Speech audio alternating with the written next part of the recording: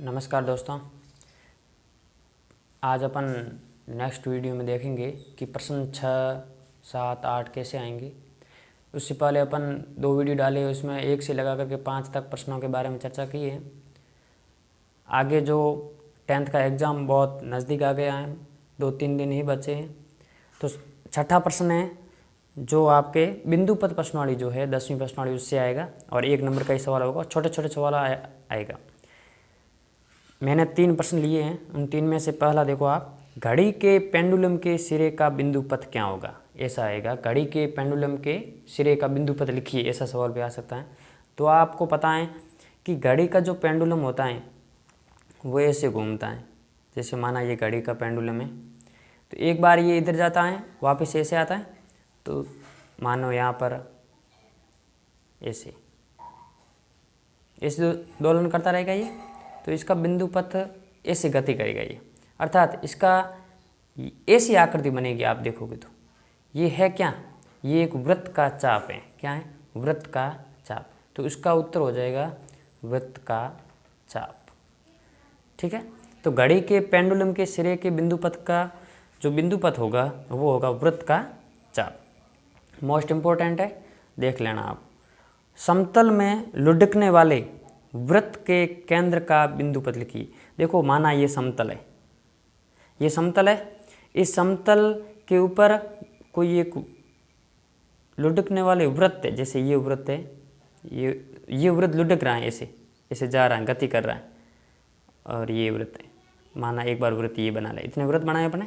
इसका जो केंद्र होगा, ये इस केंद्र का बिंदु पथ ज्ञात करना है। तो आपको पता है कि ये केंद्र, यदि इन केंद्रों को अपन मिलाएंगे तो ये समतल के समांतर रेखा होगी। क्या होगी? समतल के समांतर रेखा। तो आप कह सकते हो कि समतल के समांतर।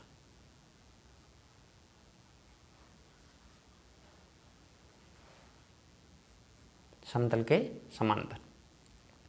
उसके बाद में नेक्स्ट है त्रिभुज की तीनों भुजाओं से समान दूरी पर स्थित बिंदु का बिंदु पथ। देखो, त्रिभुज की तीनों भुजाओं से समान दूरी पर, अर्थात इससे भी समान दूरी पर, इससे भी समान दूरी पर और इससे भी समान दूरी पर, इन तीनों से समान दूरी पर स्थित बिंदु का बिंदु पथ अंतःवृत्त का केंद्र होता है। अंतःवृत्त यहाँ का केंद्र, यहाँ अंतः केंद्र भी बोल सकते हो उसे, अंतः केंद्र। तो ये ध्यान रखोगे आप, ये अंतः केंद्र होगा। 10 सेंटीमीटर त्रिज्या वाले वृत्त के केंद्र से, 10 सेंटीमीटर त्रिज्या वाला वृत्त है एक। जैसे ये 10 सेंटीमीटर त्रिज्या वाला अपन ने एक वृत्त बनाया, ये 10 सेंटीमीटर इसकी त्रिज्या है, 10 सेंटीमीटर, ये त्रिज्या 10 सेंटीमीटर। त्रिज्या 10 सेंटीमीटर वाले वृत्त के केंद्र से 6 सेंटीमीटर दूर स्थित जीवा, अर्थात कोई एक जीवा स्थित है, वो केंद्र से कितनी दूर है? 6 सेंटीमीटर। ये जो दे रखा है ये 6 सेंटीमीटर दे रखा है। जीवा की लंबाई ज्ञात कीजिए, अर्थात माना ये M है, ये A है, ये B है, ये O है, आपको AB ज्ञात करनी है। तो अपन जानते हैं कि एक प्रमेय है, उस प्रमेय के अनुसार अपन कह सकते हैं कि किसी जीवा पर केंद्र आपस में क्या होता है? लंब होता है। तो अर्थात अपन कह सकते हैं कि त्रिभुज AOM एक समकोण त्रिभुज है, समकोण त्रिभुज है, कह सकते हैं। उसके बाद में देखो, यदि ये समकोण है तो यहाँ पाइथागोरस प्रमेय लग सकती है।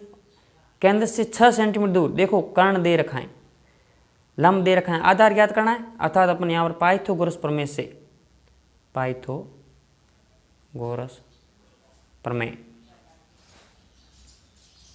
से अपन कह सकते हैं कि AO का स्क्वायर बराबर होगा OM का स्क्वायर प्लस AM का स्क्वायर, ये बराबर होगा। तो कितना हो जाएगा? AO 10 दे रखा है, OM दे रखा है 6 और AM अपन को ज्ञात करना है, तो AM आ जाएगा। तो यहाँ पर AM कितना आ जाएगा? AM स्क्वायर आ जाएगा। 100 में से कितने घटाएंगे? 36, 100 माइनस 36 और कितना आ जाएगा? 64। तो AM कितनी आ जाएगी? AM आ जाएगी 8 सेंटीमीटर, क्योंकि स्क्वायर है, उधर जाएगा तो ये किस में आ जाएगा? वर्गमूल में। AM 8 सेंटीमीटर आ गई, तो AM 8 सेंटीमीटर है। तो अपन जानते हैं कि ए एम का दुगुना है, लंब समद्विभाजक होती है, ये और ये दोनों आपस में बराबर होंगे, तो ए बी क्या हो जाएगी, ए बी बराबर 2am, और am 8 है तो 2 गुणा 8 बराबर 16 सेंटीमीटर। इसमें कोई समस्या नहीं आनी चाहिए। ये मोस्ट इम्पोर्टेंट है, कई बार ये सवाल पूछा गया है, तो ये प्रश्न आने की संभावना बहुत ज़्यादा है। आप एक बार देख लेना इन्हें भी। ये 7वां प्रश्न था जो आपके 7वें का पहला, ये मैंने लिखा है, आगे देखो। उसका मैंने बी और सी दोनों दिए हैं, जो नॉर्मल है। सिर्फ उत्तर हर समय ध्यान रखना है कि 3 असंरेखीय बिंदु, यदि असंरेखीय बिंदु होते हैं तो उनसे गुजरने वाले वृत्तों की संख्या सदैव सिर्फ और सिर्फ एक ही होती है, ओनली एक। ठीक है। और 3 संरेखीय, तीनों ही एक ही रेखा में, तो उसमें से निकलने वाले वृत्तों की संख्या सदैव 0 होती है। ये आपको ध्यान रखना है, हर समय ध्यान रखना है। ध्यान रखना, असंरेखीय हो तो 1, संरेखीय हो तो 0, ये ध्यान रखना है आपको। उसके बाद में प्रायिकता के सवाल है, 8वां सवाल। एक पासे की एक फेंक में अभाज्य संख्या आने की प्रायिकता ज्ञात कीजिए। तो आपको पता है कि पासे की फेंक में संख्या, जो पासे को अपन एक बार फेंकेंगे तो कुल संभव परिणाम या कुल संभव स्थितियाँ कितनी हो जाएगी, 6। यदि पासे को अपन फेंकते हैं, पासे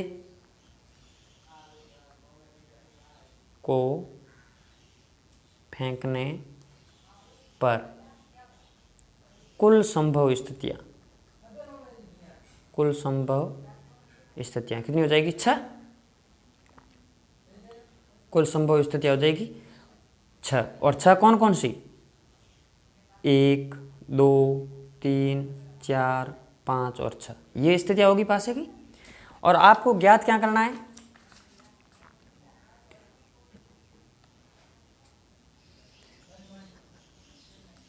और अपन को ज्ञात करना है अभाज्य संख्या आने की प्रायिकता। तो अभाज्य संख्या आने की स्थितियाँ क्या हो जाएगी, यहाँ अनुकूल परिणाम, ये संभव स्थितियाँ हैं, कुल संभव स्थितियाँ, यहाँ पर अनुकूल स्थितियाँ कर दो। तो अभाज्य संख्या आने की, अभाज्य संख्या आने की अनुकूल स्थितियाँ, अनुकूल स्थितियाँ कितनी हो जाएगी। देखो अभाज्य संख्या कौन कौन सी इसमें, देखो एक तो ना तो भाज्य है ना अभाज्य, ठीक है। 2, 3 और 5, 2, 3, 5, ये तीनों संख्याएं जो अभाज्य, अर्थात अनुकूल स्थितियाँ कितनी हो गई, 3 हो गई। तो अपन जानते हैं कि प्रायिकता क्या हो जाएगी, प्रायिकता बराबर अनुकूल परिणाम बटे कुल परिणाम होता है। या फिर अपन कह सकते हैं कि अनुकूल स्थितियाँ बटे कुल संभव स्थितियाँ बटे कुल संभव स्थितियाँ। तो अनुकूल स्थितियाँ कितनी है इसमें, अनुकूल स्थितियाँ हैं 3, और कुल संभव स्थिति कितनी है, 6, और 3/6 कितना हो जाएगा, 1/2। तो उत्तर आ जाएगा 1/2। इसमें भी कोई समस्या नहीं। उसके बाद में देखो, एक थैले में 3 लाल है, 5 काली गेंदें हैं। इस थैले में से एक गेंद यादृच्छिक निकाली जाती है। इसकी प्रायिकता क्या है कि गेंद काली नहीं है। ध्यान रखोगे, यहाँ पर लिखा हुआ है काली नहीं है, अर्थात लाल है। तो कुल गेंदें कितनी हो गई, कुल गेंदें, या फिर कहें कुल परिणाम, कुल संभव परिणाम यहाँ कितने हैं, बराबर 3 + 5 बराबर 8 है, गेंदें 8 है। और एक गेंद यादृच्छिक निकाली जाती है, तो इसकी प्रायिकता क्या है कि गेंद काली नहीं है, संभव परिणाम, संभव परिणाम गेंद काली नहीं है के संभव परिणाम, गेंद काली नहीं अर्थात लाल गेंदों के संभव परिणाम, अर्थात गेंद कैसी है, लाल गेंद। तो लाल गेंदें कितनी है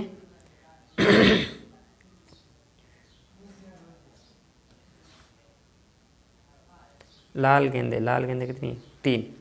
कितनी है, 3। अर्थात अपन कह सकते हैं ये तो क्या है, ये है अनुकूल परिणाम और ये कुल संभव परिणाम। तो अनुकूल यहाँ पर लिख लो, अनुकूल परिणाम, अनुकूल परिणाम, तो अनुकूल परिणाम। तो कितने हो जाएंगे? तो गेंद काली नहीं है कि प्रायिकता क्या हो जाएगी? गेंद काली नहीं की प्रायिकता हो जाएगी आपके